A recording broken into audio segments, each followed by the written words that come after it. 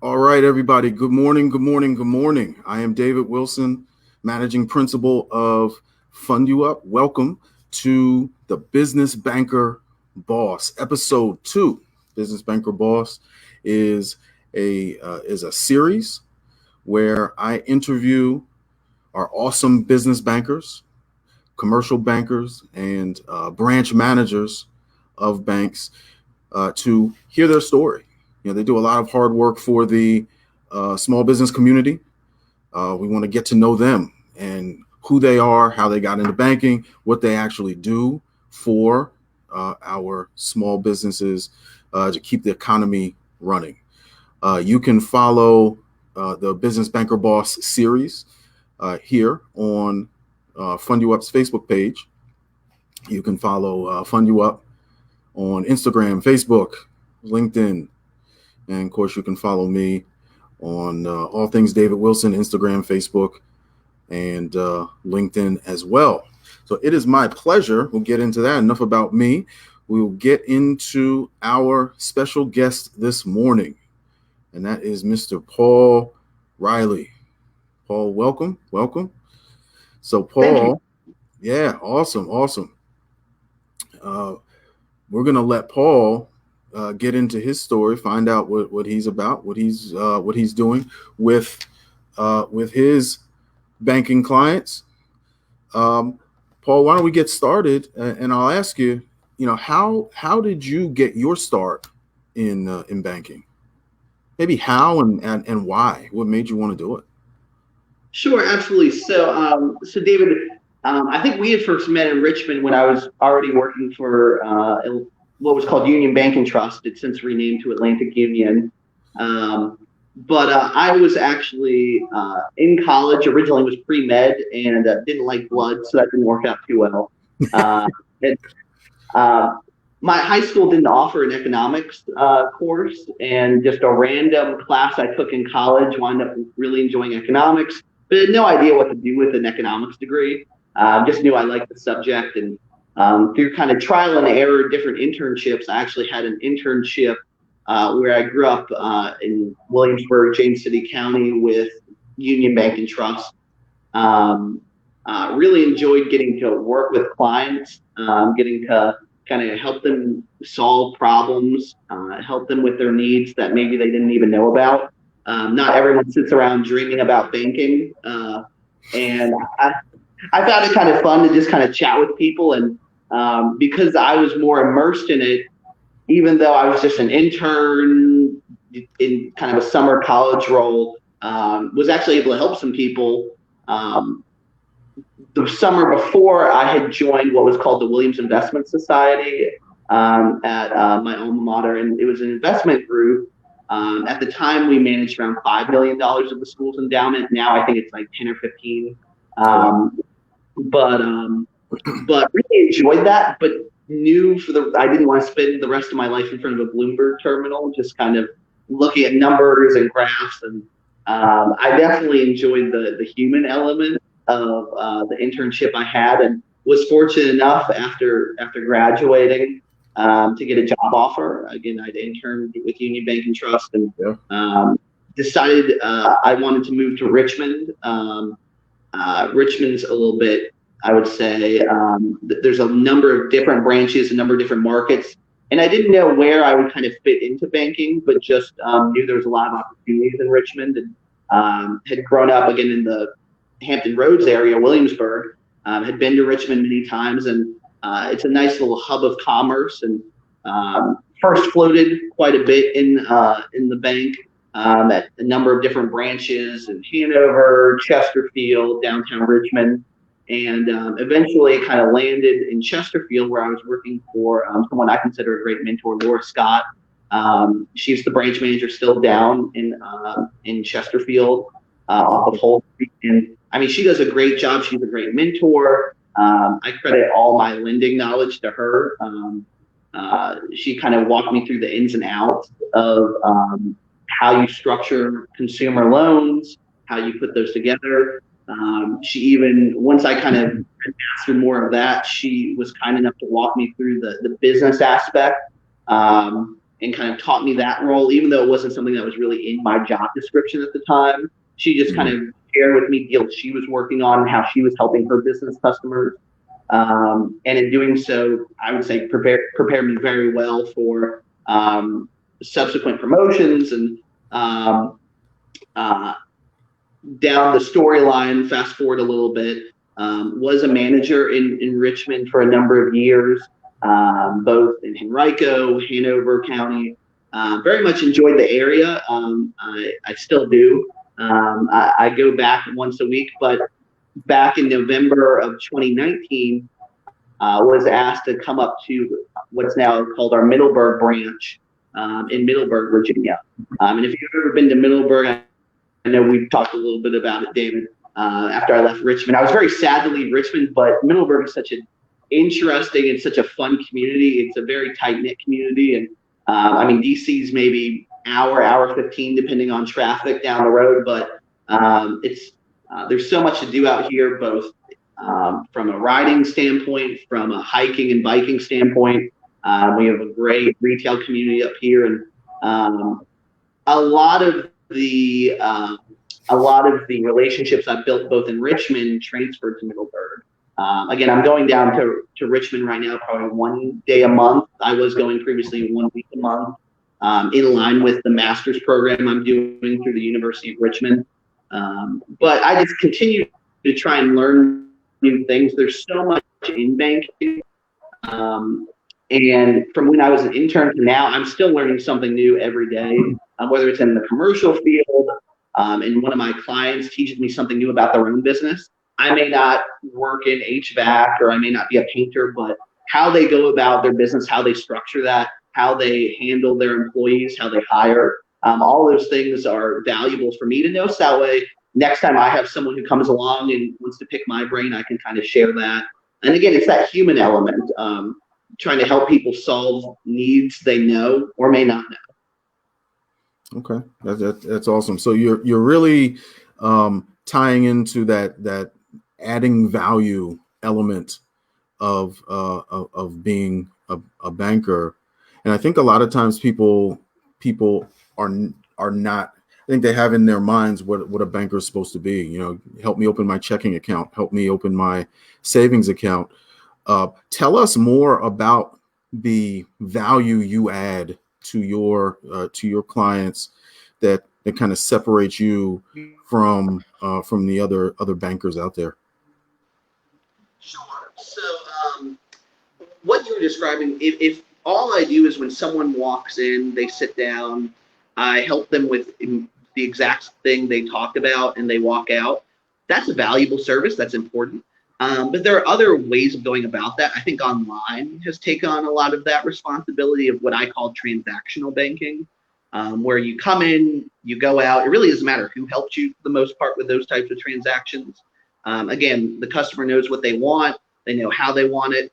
And frankly, sometimes there isn't any value to add there.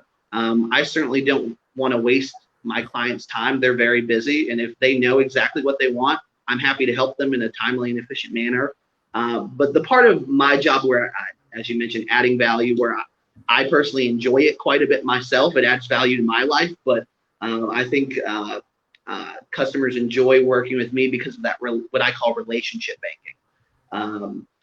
I like to start out with a client and maybe they come in to open up a checking account. They need a new payroll account. Something's occurred. But I like to find out a little bit about them. What are their personal goals? For a lot of my business customers, personal and business are intertwined. How the success of their business is doing very much is a factor in how their family is able to put food on the table, how they're able to send kids to college, how they're able to retire. The business, if they've acquired a building, the business itself, the cash flow from that is a great asset that a lot of my clients rely on and hope to draw on in retirement. So finding out what those goals are and remembering them. If I go through an hour conversation with someone, but then I don't remember who you are, that doesn't really add value. The value comes the next meeting. So, Mr. Smith, we opened up that payroll account. Thanks so much. I know you mentioned you're actually in the market for you've been leasing your current space, and you actually want to purchase a building because you want to customize it to your specific business's needs. You're tired of having to run it by the owner of the building, and you want to build it out. Um, so again, we can talk about that in the next our next meeting when I see them down the road. When I go get coffee, I run into a lot of my clients, and that's a great thing. A little shout out uh, uh, to our local coffee shop up here, Common Grounds. I love going in. I run into clients all the time, and it's like I'm just about to order, and oh, we're gonna side table that. Let me go get my coffee later. I'll run over to the bank and then I'll go back. Um, but we'll talk about those things, Mr. Smith. We talked about that commercial property last week. Where are we this week? Last month we talked about last year. So again, I'm able to have those conversations. I see a lot of my clients out in the community, and we're walking around and, Paul, I saw this property just came up for sale. I know we talked about this last time. We don't need to go through all the rigmarole of why I want to do it. You already know. So that's kind of some of the value I can add. And a lot of my clients they'll shoot me an email, they'll give me a call, and we can just hit the ground running. What I always say is for relationship banking, I think in this time, a lot more people are reconsidering the value of having someone who knows your name, knows your business, because there's so much uncertainty. Transactional banking does great when there isn't a lot of market variation, a lot of market volatility. But with things like Paycheck Protection Program, unfortunately in the news, a lot of people felt like they were going through this assembly line and fell off. Our relationship banker like myself can pick that person up and get them back on the line moving through. Right. We can't change the system we work in. I can't. There are a lot of great things with the Paycheck Protection Program. There are a lot of things I wish maybe could have been improved on, and I think people are trying to work on. But it's just the reality of it. My goal was just get people back on the system and moving along so that they can get their funding. And if you don't have someone you can reach out to, you can email, you can call, someone who at least can just acknowledge that you're having a problem. That's a lot of the value I can add, whether it's with Paycheck Protection Program or when you're trying to buy that building. Again, our fictitious Mr. Smith, buying a building isn't that simple. Anyone who's had a personal home, personal mortgage knows there's a lot that goes in there. There's a lot of paperwork banks need, knowing what all will come up down the road in that mortgage process. That way clients are prepared. I'd rather let them know, hey, get all these documents ready, because these are the things 9 out of 10 times I'm going to need. There's always something that may pop up, a document that when we're delving through, oh, well, I need a little bit more clarification on that. Well, we've already done the hard work at that point, because it's a relationship. Right. Okay. You mentioned the Paycheck Protection Program, also known as PPP. What was going on in your world, in your world behind the scenes when that all hit? Because I think people would be kind of surprised to know all that was going on behind the scenes, because I know I had a little bit of exposure to that world because we were processing PPP paperwork for business owners through our portal that didn't have a banking relationship. They couldn't go to their bank. They didn't have a personal banker, but our volume was not nearly, and our what we were doing was not nearly what the bankers were doing. Tell us about that. Tell us the good, the bad, and the ugly. So there was a lot of good, bad, and ugly, but I would say the ugliest was my sleeping habits. They definitely went out the window. But a lot of sleepless nights around it, even leading up to it. I would say the initial process was the banks trying to find out what was actually going to be passed. From my perspective, we have far smarter people than myself in our back office here at the bank, working with the SBA, listening to what legislation was being proposed at the time, not even what had passed, what was being proposed. We wanted to try and get ahead of it, develop a model so that way we could help our clients. Um, Again, the government's trying to help business owners and their employees, specifically with the Paycheck Protection Program. It's designed for those businesses and employees. But we wanted to help our customers too. Um, Again, I personally pride myself on the relationships I build with my business customers. So if I can't get one of my clients the PPP and it's just because I'm too lazy or I don't want to do it, that's not a good excuse. They're going to come yell at me, and they should come yell at me. If I have an issue with a friend and I think they're doing something maybe they shouldn't be, or I wish they were doing something different, I'm going to tell them. And same thing with my business clients. And I appreciate it. That's the only way we learn. But a lot of sleepless nights early on. A lot of it on my end was setting expectations. I knew going into it, the Paycheck Protection Program had to change and evolve so much. From when it was originally talked about to when it was actually implemented, and it still even is being changed. Again, they're changing what documents are required for forgiveness. There was a lot of uncertainty, especially early on, and I felt for a lot of my clients. My clients are having to make these huge business decisions that impact their employees, their family, their business, and not knowing what this process will look like at the end, and being told you have to make a decision now. That's an impossible task, but it's one that business owners made, and I let all of my clients know this process is going to evolve, but my job is to stay informed to my end, so that way I can let them know. I would pass on that information. They were getting emails both from the bank itself, our corporate emails that were going out, but then they also knew to check in with me. They knew I let everybody know as soon as that process went live, email me, because I can knock out probably 20 emails in the time it takes to do one phone call. So while I'm on the phone, I was shooting emails out to people, and I don't know the answer to that, but I'll find out who does, and I'll get that back to you. And again, it's the difference between relationship and transactional banking.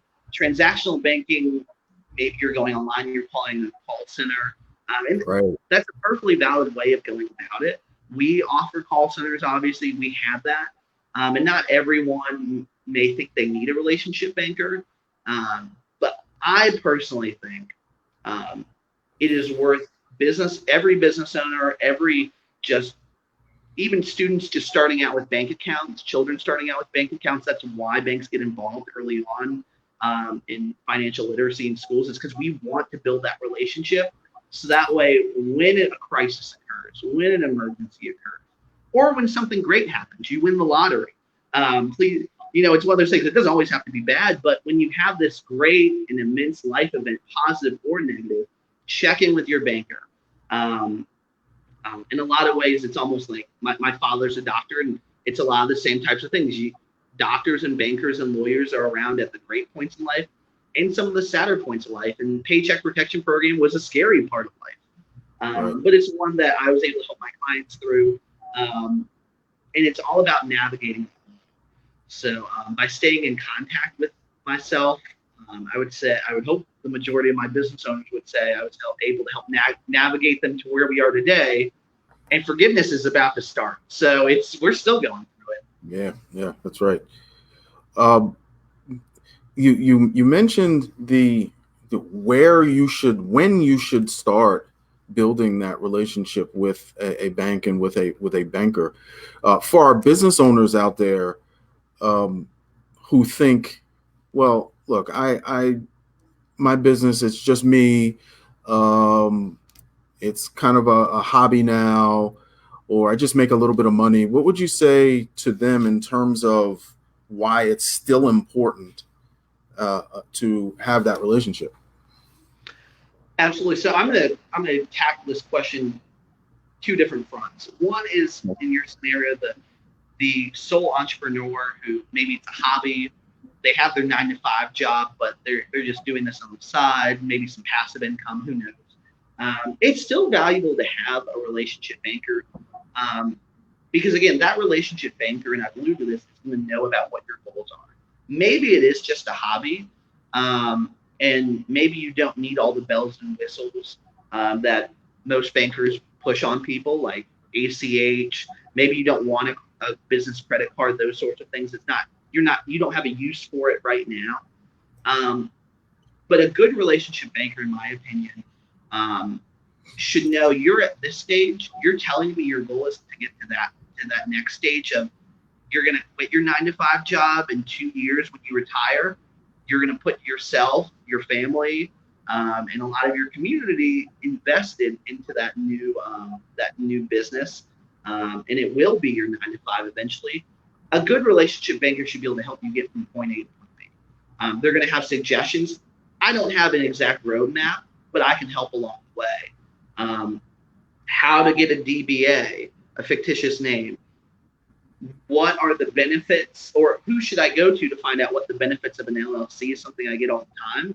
And I am by no means a lawyer. My legal degree was lost long ago in the mail. But there are people in the community I can give out a couple cards and say, hey, go check with these people, see who makes sense for you, see who feels like a natural fit to help you with your business as a lawyer, a CPA. Those are ways that I can add value there, and just connecting them with other businesses that would help them get from point A to point B. And especially for those sole entrepreneurs, if you're doing a 9 to 5 job and you have a business on the side and you have a family or you have other priorities in life, you don't have all the time to sit down and read through everything in life. There's just, right. I can't do it. You can't do it. We're very bright people, but there's only so many hours in the day. And I would hope at the very least, a relationship banker like myself would take a little bit off of that business owner's plate. Hey, you are going to start hiring a couple of employees. Maybe you should consider a line of credit for those months where maybe revenue is a little low. Those are some things that pop up typically in their conversations I have. It may not necessarily need to be a line of credit, but what myself as a relationship banker should pose the question, how are you going to cover those unexpected drops in revenue? And for a lot of business owners during COVID, that was a question I think that wasn't asked. The other side, again, we were talking about kind of a sole entrepreneur. I do go to a number of entrepreneur events, both in Richmond, Lexington, Virginia. My school did one. There's a number of different organizations that help entrepreneurs and what we would call like Shark Tanks, things like that. And there is a need for banks. It may not be the type of lending we see in Shark Tank all the time. It's a different model, but there's certainly people out there who do that. But I can still add value in that point. And a good relationship banker can talk with someone and will be able to walk them through. You may be looking for equity as opposed to taking on debt. And that's a certainly important thing to know the difference of as a business owner. But you want to know what your options are. You want to know, I chose to accept equity as opposed to accepting debt. And you would want to know the benefits of both. So again, adding that knowledge and that value. We specifically have a lot of financial literacy, but whether it's talking with myself or available through our online for our business owners. We have what's called solutions banking here at the bank. It's designed both to help employees and business owners navigate a lot of the questions of financial literacy, what debt do to my balance sheets, how do I handle bookkeeping, those sorts of things, amortization tables. Not all business owners love math, and I don't fault them. It's a tool like everything else, and we all have different skills. Some are extremely proficient in managing their books, but that's not everyone's goal. So a lot of those financial resources we offer are available to our clients, and I can help navigate them through some of that. That way they can learn on their own, but also they can have that conversation. And I can add that even to those kind of tech startups that we hear about in the Richmond community. There's a very thriving entrepreneurship community. Up here in Northern Virginia, there's a very thriving entrepreneurship community. But it's not always tech startups. I mean, someone who goes out and opens up a local coffee shop, opens up a franchise, is doing lawn care. I mean, They are very, very successful businesses, but very demanding. Gotcha. Okay. I think a big takeaway from what you just said was we spoke about PPP. That's the disaster, right? That's the bad thing. And then we spoke about um, normalcy, if you will. And in both of those cases, a business banker having that relationship with the business banker. So PPP was reactive, right? Everybody's reacting to this thing, and we have to do something. If I don't have a relationship with a business banker, and I have to find a business banker, I have to build a relationship during a global pandemic. It's the odds are very much against you versus, hey, I'm just starting out. Let's establish that relationship with the business banker so that he or she can help me. I can share my goals with them. They can help me. They can help me grow. Again, I think most people don't see it that way, and I think it's awesome that we have business bankers out there who are actually being proactive about helping their clients achieve their goals. So that's awesome. Absolutely. And it's why I got into banking to begin with. As an intern, I wasn't doing very much lending, if at all. Right. I certainly just kind of helping with kind of more day-to-day transactions that clients had. But at the same token, I was able to add value back in by knowing, hey, customer X, you're coming by the branch every couple hours to deposit one check. How long is that commute? Are there ways we can help you save money, save time? A good relationship banker should be proactive in mentioning, hey, this is everything we offer at the bank. I think, and there's definitely a fine line between being proactive and then maybe being a little too salesy. And I would say for myself, it's focusing on the need. Is there a need? If there's not a need, we don't need to go through all the list of products. You can go on our website and do that. But if Right. I think there's a need, I feel I have a duty to mention it to my client, and they may not be at that stage where they're ready to consider it yet. There may be other things in life that they got to tackle first, and that's certainly true for myself. Yep. But at that time where there's a need uncovered, me being proactive, I don't think comes off as salesy. A lot of the times I get thank you. Oh, you saved me from having to take the 20-minute drive over to the branch or the 5-minute drive. I was paying an employee overtime to drop off my checks or paying them extra, and I could have just been provided this service by the bank from the comfort of my business. Again, those treasury services, commercial lending, they sometimes get a little nebulous.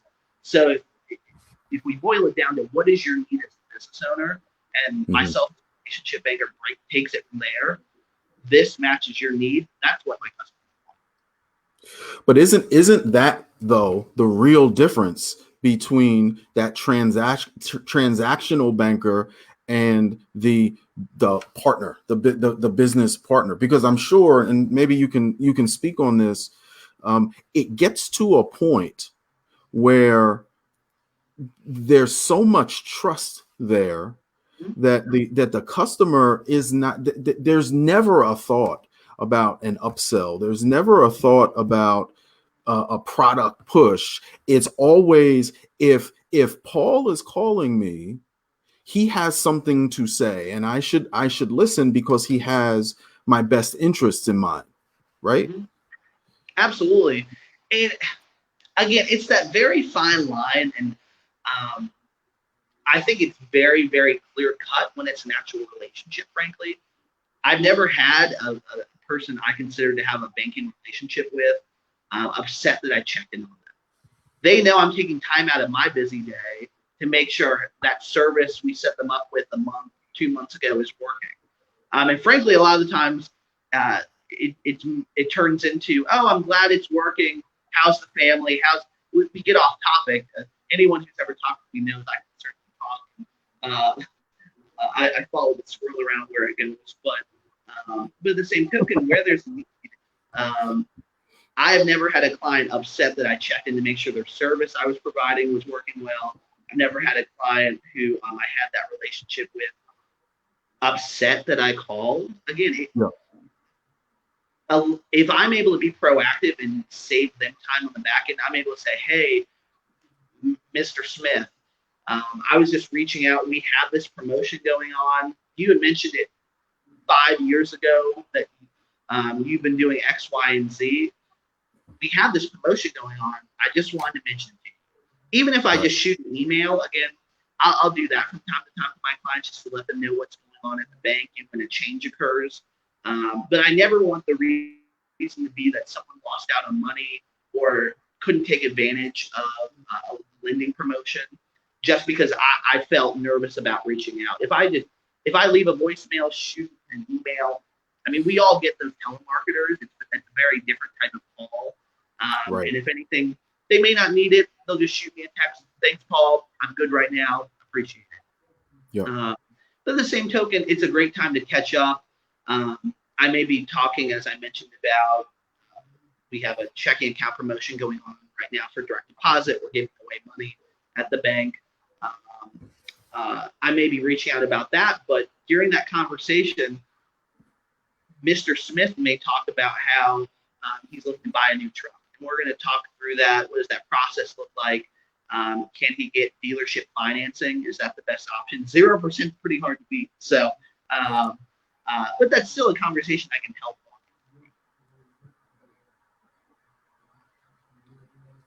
on. Okay. Still with us there, Paul? Okay, we got you. Okay, thought we lost the feed for a second. Okay, gotcha. Let's shift gears just a bit.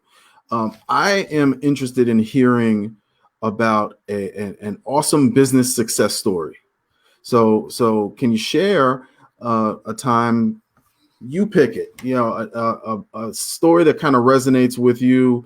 You did something great to help a business owner get from, like you said earlier, get from point A to point B. Sure. So I would say one person who comes to mind. There is a specific person, but I'm not going to mention names. Right. It was very early on in my career when I was down in Chesterfield. Again, working for that great manager, Corey Scott. Shout out to her again. I was helping a client that his entire family banked with us. Himself is the business owner and his wife is business owner. They both co-ran a business. Very involved in the community down in Chesterfield. And we'd see them probably every day. One day we were expecting them to come in. They didn't come in, and it was a very, we were like, oh my goodness, did we see X and Y today? Customers, and we were all thinking about it, like, no, we didn't. And I just kind of gave a little call just to check in. Hey, didn't see you. Just wanted to make sure everything's okay because they were a fixture. Right. And it turned out they actually, something had come up at work and an employee had gotten hurt, unfortunately. And so they were helping their employee at the time. They were focused on that, and they couldn't come by the branch. They're like, we have a number of transactions coming out tonight. We need to make sure we're meeting payroll, their lending obligations, but they couldn't come by the branch. I was fortunate enough to be able to kind of run out. Their business was right down the road, but they didn't have that time, and I was just able to go out, picked up the deposit, brought it back for them. We have a great lockbox, lock bag program at the bank for our business owners, and we were able to make that deposit for them and get it in time. And again, it was one of those things. If they didn't come in, and I might not have known otherwise if I didn't know the name. And again, just because they were a fixture in that branch, and we would talk about the family, how is everyone doing, their grandparents, I guess it was their parents would come into the branch when they were visiting. It was kind of a family affair. But those are some of the times I think I had the most value, even though the bank really didn't earn anything. It's not a huge sale, that sort of thing. But I think those are the types of events where having that relationship banker really means a lot. Something very stressful has come up, and employees hurt. And there's a lot of things that come up with that for business owners, a lot of uncertainty. But just knowing, hey, I don't have to worry about the checks getting in. I don't have to worry about meeting my obligations to other employees, to make sure my mortgage is paid on time, the bank account's okay. Um, it's just kind of a great success story for me. It's something I really enjoyed, and I'm still in touch with that customer today. Um, so it's those, even though they're not Banker of the Year awards going out for those. I think those are what should be, where we add a little bit of value. Obviously, now technology stepped in a little bit. Again, mobile deposit, maybe that doesn't need to occur, but frankly, there's still a need to know your banker is watching out for you, knows what your behaviors are. And if something's wrong, maybe it's just you're having a bad day, and I ask, "How is your day, Mr. Smith?" Um, and you get to talking, and I can add just say, I hope it'll be okay, even though that's not really a banking service, it's just a humanity service. So I wish there was more of Okay. I want to make sure I get your quote out. So I asked you for a quote that kind of embodies your work as a business banker. Shall I let you read it, or do you want me to read it for everyone? Yeah, I'm happy to. Yeah, So ahead. it's just a little tagline I have. I'm a big history buff. I like going to learn about history. I like reading about history.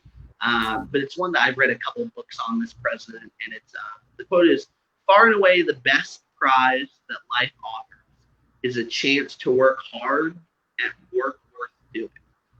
It's by Theodore Roosevelt. Actually, I'm not wearing a bow tie today. It's too hot. Um, but I have a bow tie with Theodore Roosevelt. And it's not that quote, but it's very similar. And just a very interesting gentleman. Um, had a lot of innovative ideas. And specifically that quote, I think embodies a lot of what I try to do. Again, sometimes I'm filing paperwork and that's all it is. But when I'm able to help a business owner reach one of those goals, like hitting retirement, when I've been working with them for a couple of years and now they're selling their business, whether it's to a child's taking it over or they're just selling it to another party, and I'm able to witness that and rejoice in that with them. I mean, that's the work worth doing. When I'm able to help save someone to keep their employees on during COVID-19. I certainly didn't predict COVID-19. I don't know many people who were, but if I'm able to help pick up and help keep the business going during that time, or just keep employees employed, I mean that's the work we're doing. Awesome. Well, thanks for sharing that, Paul. We're going to wrap up shortly. Definitely want to thank Paul for joining us this morning. He is definitely a business banker boss. Paul, is there anything you wanna kind of part with before we sign off for this episode? And also My biggest takeaway, make sure you give us your contact information as well. Oh, sure. I'll add that. Yep. So I would say the biggest takeaway for me, if I was watching this, hopefully, it is just introduce yourself to your banker. If you're moving somewhere new, or go to the DMV, update your registration, everything, and then go by your local bank and just introduce yourself to the staff, the person who takes your deposit every day. Just say hello. Hi, I'm new to the area. Introduce yourself. It really goes. It's great on our end. If all I'm doing all day is counting beans, that's not the work worth doing. It's certainly something that I have to do, but adding in that human element, don't think it's a waste of my time. And introduce yourself to everyone in that branch. Just go around from time to time and see how everybody's doing, and hopefully we're doing the same thing. And if you're not getting that reciprocation, maybe reconsider the relationship. Again, not everyone in life needs to be a friend, and not everyone in life needs to be your banker. But you want to find the right fit, and only through introducing yourself. Again, I fundamentally believe the banker should be taking on that first step of introducing himself, but Um, uh, there's a lot of great things with technology going on, but I have found for my clients, technology and the relationship banking combined is by far the most successful, most rewarding kinds of banking relationships. You have to have both. You can maybe get by with one or the other, but why just get by? You can have better. Um, and again, I'm Paul Reilly. I'm with Atlantic Union Bank up here in Middleburg, Virginia, but I travel around. I'm down in Richmond. Right now, once a month, as things get back to the new normal, we'll see if it'll be more frequently. My goal is hopefully to be back to once a week shortly. And my best contact information is my office, 540-227-3135. 540-227-3135. And again, anyone who knows David is certainly a friend of mine, so I'm happy to give up my cell phone. So it's 757-532-2629. 757-532-2629. You will have to shoot me a text, introduce yourself, as well as my email, paul.reilly@atlanticunionbank.com. All right, awesome, awesome. Well, Paul, thank you for joining me. Thank you for joining us this morning on episode 2. Congratulations, you are officially a business banker boss. Hope you had a good time. You got us some great information. So folks, if you're looking for a banker relationship, Paul is definitely available, and he is now certified as a business banker boss. So Paul, thank you very much. Thank you for all of you who are out there watching today. I am David Wilson. Thanks for joining us on episode 2 of the Business Banker Boss. Episode 3 will be live here next week, pretty close to the same time, same day, and we hope to see you then. Paul, have a great day. Everyone have a marvelous day, and we will see you next time. Thank you again, David. Very much enjoyed it. I'll say it's definitely a new experience being on kind of the live stream, so I enjoyed it. And whoever nominated me for it, thank you. I don't know who you are, but I hope you continue doing it. I think it's a great way to get kind of the word out about relationship banking and Banker Boss. Hope to see you, David, very shortly. I'm next down in Richmond, and we'll go grab coffee at the local shop. All right, sounds good. All right, you have a good one. Take care now.